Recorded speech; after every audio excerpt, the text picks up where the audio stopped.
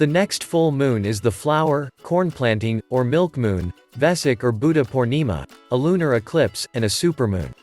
The next full moon will be on Wednesday morning, May 26, 2021, appearing opposite the Sun in Earth-based longitude at 7:14 a.m. Eastern Daylight Saving Time. The moon will appear full for about 3 days around this time, from Monday night through Thursday morning. While this time will be on Wednesday for most of the Earth, for Baker Island and the Pacific Ocean in the time zone just west of the international date line, this will be before midnight on Tuesday morning. On the other side of the international date line, for the Pacific Ocean and islands that fall under Phoenix Island time, West Samoa Time, and Line Islands time, this will be after midnight on Thursday morning. The moon will be so close to opposite the Sun that it will pass through the northern part of the shadow of the Earth for a total lunar eclipse.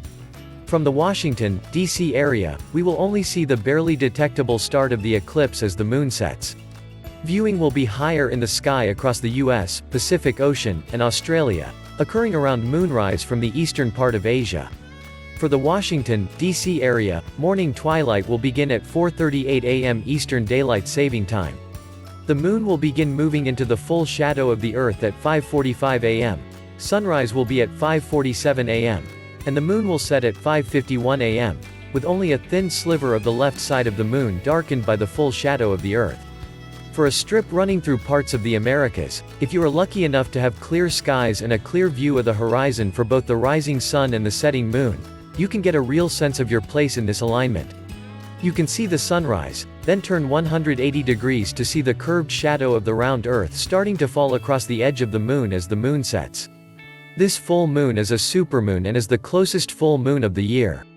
One moon. Many names. In the 1930s, the Maine Farmer's Almanac began publishing American Indian moon names for each of the full moons of the year.